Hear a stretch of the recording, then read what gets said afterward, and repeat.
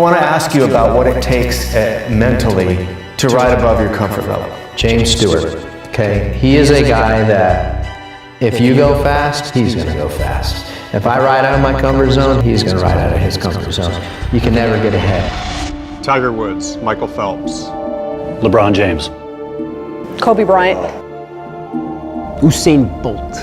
But I got a guy who's not a household name, but he is as dominant, if not more dominant, than any athlete in any sport. He's been breaking records, breaking barriers, and making history since he was a little boy. I know who you're talking about. My son has his poster on the wall. All right.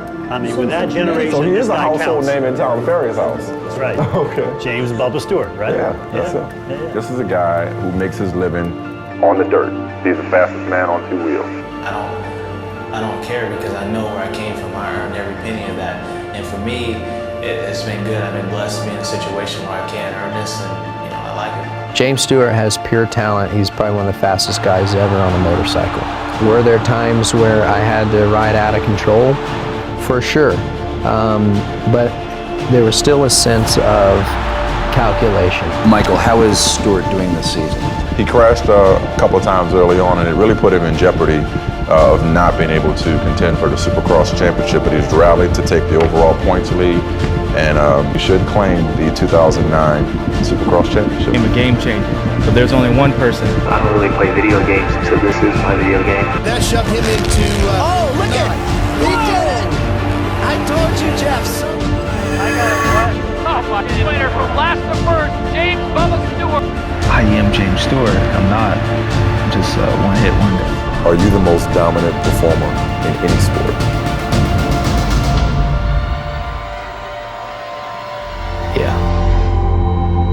Of Supercross is out of jail, but he is facing some serious charges. Investigators say James Stewart Jr., see his mugshot here, impersonated a police officer. Early this morning, though, he bonded out of jail. He attempted to pull over two of their own in the private vehicle from his pickup truck with illegal blue and red flashing lights. It's against the law for anyone other than law enforcement to have red and blue flashing lights in their vehicle. So when those troopers saw those red and blue flashing lights, they knew exactly what was supposed to happen in a traffic stop like that, but they say it didn't. They say Stewart pulled up next to them, and when they identified themselves as law enforcement officers, he took off. Well, they eventually tracked him down just outside of the Orlando International Airport. He was arrested for impersonating a law enforcement officer. The passenger in his vehicle was also arrested. We were there when he bonded out of the jail just a couple of hours ago. Earlier this morning, I asked him several questions about this situation, but he did not have any answers for me in this case. That was unknown at this point if his sponsors, if his endorsers have gotten wind of this arrest, and it's unknown as well if it will have any impact on those multi-million-dollar deals. Going back to racing? Fans want to know.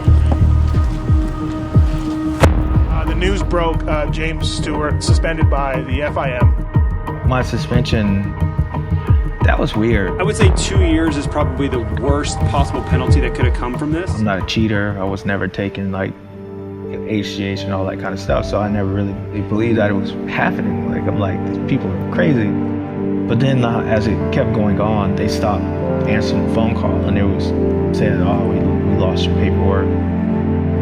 It was kind of like then, and I'm like, wait, something's weird here. I think James Stewart was, in the time that I've been involved in the sport, was the most talented rider, just pure skill. He probably knows it, I mean, we just had that, and it got fun racing with him. The last couple years, I had a good time racing with him. Once I think he had a tremendous amount of respect for me, as I did for him.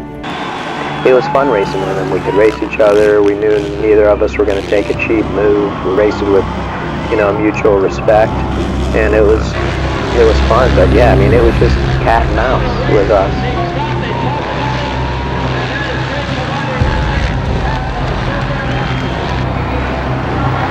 Look at that's the Bubba Scrub right there, taking the lead again.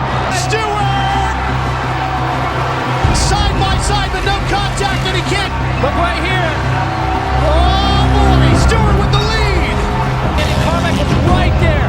Again, how much fun can they be having right now? Side by side. Back to the inside. Carmichael's in the lead. He had a talent that maybe not everybody had, and that he was using this to gain a big advantage against the competition as far as his improving his lap times. You know, people would boo me, you know, for getting second and, you know, cheer a third place guy.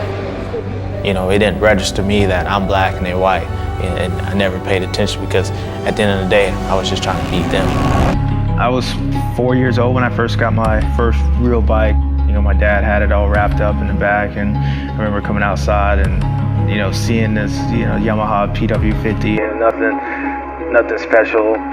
But, you know, I just kind of want to be like my dad. When him just, you know, ride motorcycles, you know, he was my hero. So, you know, I wanted to follow him. He would come home from school and he would get on that bike and he would ride it and he'd ride it to dark. I would have to make him get off of it. I said, why are you riding so much? I got to beat those guys. I got to practice. And that's what he did. I faced a lot. I remember we went to this trike up in Alabama.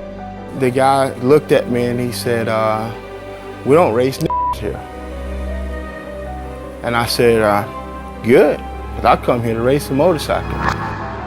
James, he was little. He said, Dad, what'd that man say? I said, don't worry about it, son. It's all good. Let's go ahead and kick their butt and we go home.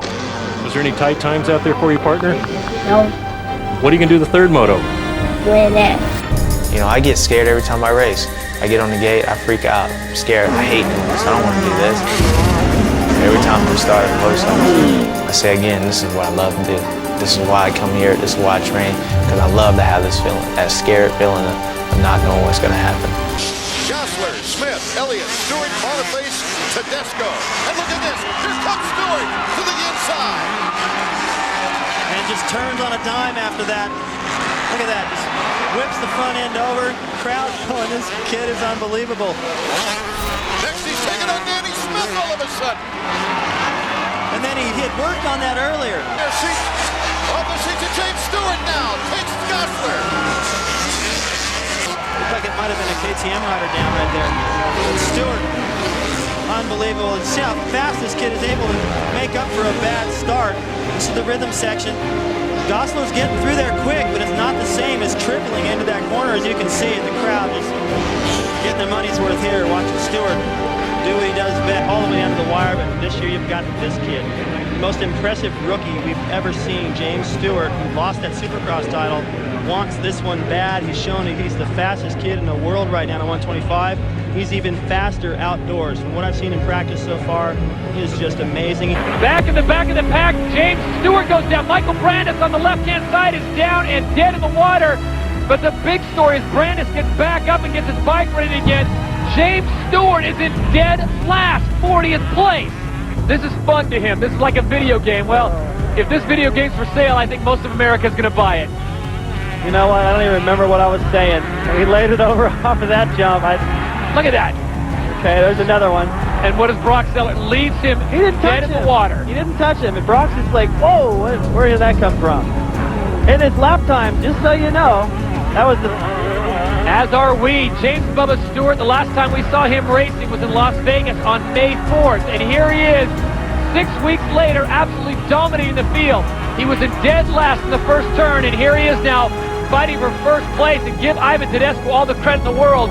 He is making James work for this, and there it is. Unbelievable. James Bubba Stewart is your leader. David, this kid is unbelievable. He stays lower than anybody else. Well, in a highly competitive class like this, your winner from last to first, James Bubba Stewart.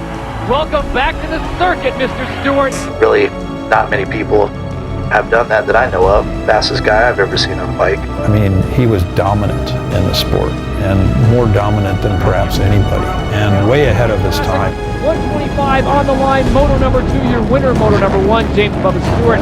Cameron, they got to find a way to keep this kid from getting the whole shot and then keep him getting to the front. Well, the 30 board is sideways, so we're going to find out right now who's getting to the first corner first. And James with a good jump, but look how deep that sand is. Oh, on top of the inside. Wow. James Bubba Stewart, number 259 on the inside, on board the Kawasaki, comes inside, drops down below. Look at that move. Drop to fend off James Stewart. Will he be working different lines? Will he be blocking? Oh, James coming for a block pass. Look at this on the pipe right now. Stewart goes to the outside, can't get it done, slides to the inside line, and look at Ron Cotta holding him off, shutting down every line. Stewart is all over the back of him. Number 21 on board the Kawasaki, Stefan Roncada. And the battle, Roncada holds it on, wheeling down the section. Man, they probably shifted it a fifth in there. They're going so fast.